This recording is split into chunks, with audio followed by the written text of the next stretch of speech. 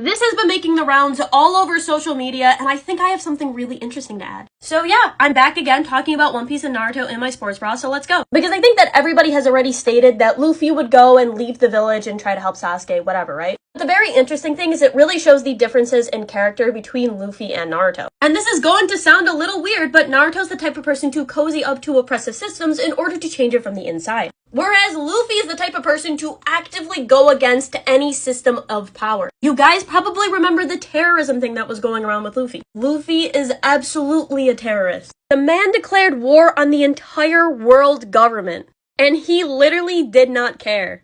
But Naruto is not a terrorist. He's not going to go against these systems, which is why within the world of Naruto, he works with these systems in order to get what he wants. That's why he had to become the Hokage, because the Hokage is a person that has some sort of political power. Whereas Luffy becoming the Pirate King is actively going against these systems of power. Let's be honest, if we're going to compare Naruto to anybody in One Piece, it's going to be Kobe. And I think that when you start thinking about this, it makes more sense. And if you're not yet sold that Naruto and Kobe are the same character, let me put it to you like this. A boy who was ostracized and not really liked by the community that he was in, but he aspires to be something greater, and of course, he wants to have some sort of political pull within the system that he's in, being one of the strongest and most influential person within that government system. But in doing so, he wants to try to make the world better, and of course, have everybody see his sense of justice. Big emphasis on justice because that's the entire point of the Marines and Kobe's entire thing. In fact, this is an exact scene I could see Naruto doing if he was in One Piece. Sticking to his sense of justice regardless of how much it's going to actively hurt him because he thinks he can fix the system that he's in. So when you start to think of it from that point of view, it's no wonder that Luffy would go off and try to help Sasuke because that's the type of character that he is. He loves freedom and will actively go against these oppressive systems of power. Whereas Naruto is the Kobe of his verse. Somebody who wants to work within these systems in order to get what he wants. I think this also explains why Naruto thinks that his worldview is like the most important one and the only one that's technically right. Because very similarly to Kobe, that is his sense of justice.